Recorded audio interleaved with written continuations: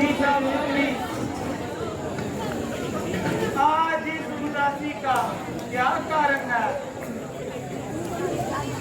कहो, आज तुमने ये भिखारियों जैसी शक्ल क्यों बनाई है? तुम तो ऐसे मालूम होती हो जैसे वर्षों से रोगी हो। बेटी, तुम मुझसे कहो,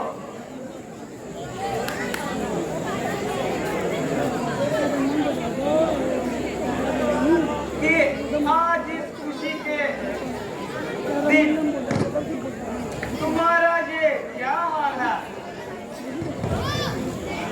माता जी, लज्जा को कैसे दूर करूं? यह तो स्त्री जाति का गहना है, परंतु अगर आप आज्ञा देती हैं तो अर्ज करती हूँ। महाराज से मंजली माता ने ऋण चुका लिया दो बचनों का है। पहले में राज भवन को है, दूसरा उनको वन गमन का है। माता जी, अब मैं आपकी शरण में आई हूँ। इस समय मेरा क्या कर्तव्य है?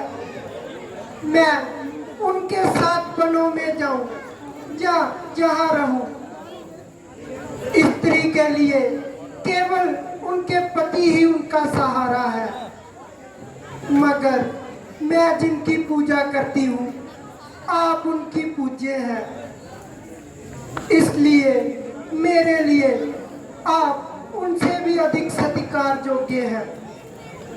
मैं इस समय भिखारिन हूँ, मुझे सच्ची भिक्षा दीजिए। माता जी, सच्ची भिक्षा दीजिए। विधाता, तेरी गति का ये कैसा चक्र है? राज तिलक होते होते 14 वर्ष का वनवास, बेटी सीते, मेरा क्या है?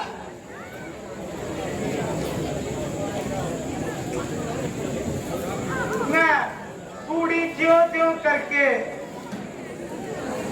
अपनी जिंदगी के दिन काट लूंगी। नहीं कटेंगे तो इस दुनिया से चल जाऊंगी। परंतु बेटी, तू ऐसा भी हो किस तरह सहन करेगी? जिस तरह चांद की किरण चांद से अलग नहीं रह सकती, इस तरह तू भी अकेली नहीं रह सकती। अगर राम राजा होते तो तू रानी, और अब राम योगी बने हैं और तुम योगन बन के ही शोभा पा सकती हो। बेटी, तुम्हारे लिए ये वन अयोध्या से बढ़कर है, जबकि तुम्हारे प्राणेश्वर तुम्हारे साथ हैं।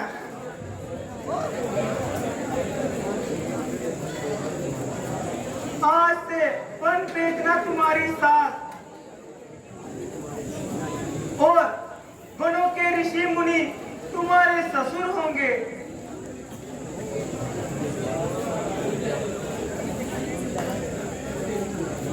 राम, प्रिय सीते, जल्दी बताओ, माता जी की बेहोशी का क्या कारण है? ओह, लगता है माता जी को मेरे वन जाने के बारे में पता चल गया है, इसी कारण वह बेहोश है। सीते, प्रिय सीते, आखिर तुम भी तो रो। जानती हो कौन है जो मूर्ख है, लेकिन जिसका आत्मिक बल है वे सुख और दुख को एक समान समझकर ईश्वर की आज्ञा की अपना सर झुकाते हैं। मैं जानता हूं कि तुम मेरा वियोग नहीं सहन कर सकती, लेकिन अगर तुम में आत्मिक बल है तो तुम यह सह सकती हो सीते। प्राणेश्वर, आप ये उपदेश किसे सुना रहे हैं?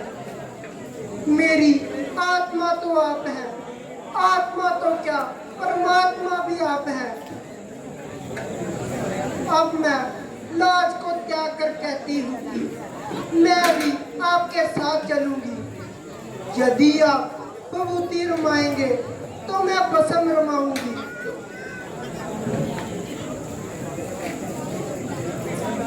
सीते, धीरज रखो। जाने तुम भी मेरे साथ जा सकती हो, पर जानती हो राजवधू और राजपुत्री बनों का कष्ट कैसे सहन कर सकती है। फूलों की सेज पर सोने वाली सुकुमारी कांटों को गले किस तरह लगा सकती है। जंगल में शेर, चीते और राक्षसों के बीच सीते तू किस प्रकार रह सकती है। प्राणेश्वर जी, आपने क्या कहा? मुझे जंगल का भय है। भय कैसा जब आप साथ हैं रघुकुल मेरे। बिनती, हाथ जोड़ बिनती करूं, मुझे भी ले चलो साथ अपने। सीता, ये सत्य है, परंतु तुम्हें साथ ले जाने में एक रुकावट है। जानती हो मैं आज्ञा के बंधन में बंधा हुआ हूं। मंजली माता की ऐसी आज्ञा नहीं है। अगर मैं तुम्हें साथ ले गया तो माता कहेंगी ये वनवास है या बाजार की सैर। महाराज, आपकी मर्यादा सत्य है, मगर मैं इसका इलाज पहले ही कर चुकी हूँ। कह चुकी बड़ी माता,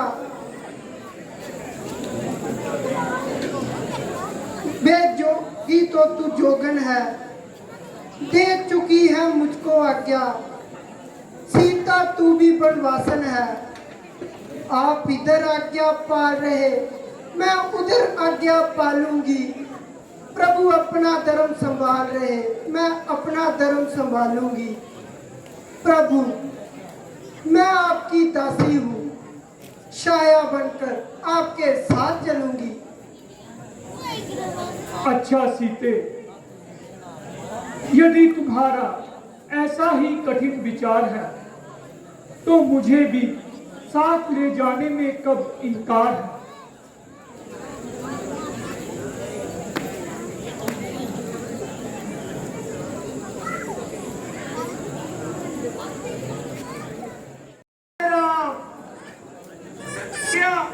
क्या मैं पागल हो गई हूँ? क्या राम वन को जाता है, मेरा धन जाता है, मेरा धन जाता है, मेरा मन जाता है। क्या सचमुच राम आज्ञा के बंधन में जकड़ा हुआ वनों को जा रहा है? राम, क्या तुम सचमुच 14 वन के लिए वनवास जा रहे हो? क्या महाराज ने तुम्हें वन जाने की आज्ञा दे दी है? माता जी, क्या बताऊं, अब तो वन जाने का ही विचार है। मेरे लिए राज तिलक और वनवास दोनों एक समान है। माँ मुझसे ज्यादा सेवा करने के लिए भरत आपके पास है, और सेवा करने को भरत हर तरह से आपका दास है। राम, तुम वन को नहीं जा सकते। मैं तुम्हारी माँ हूँ। संतान पे पिता से ज्यादा हक माँ का होता है, और मैं तुम्हें आज्ञा देती हूँ कि तुम वन नहीं जा सकते। माता जी, ये आप क्या कह रही हैं? शायद आपको मालूम नहीं कि मुझे वन जाने की आज्ञा पिताजी ने नहीं, बल्कि ये हुक्म तो मंजली माता जी का है। और मेरी नजर में सब माताएं एक समान हैं। बेटा, अगर ये आज्ञा तुम्हारी मंजली माँ की है तो मैं तुम्हें नहीं रोकूंगी। जाओ मेरे लाल, मेरा आशीर्वाद तुम्हारे साथ है।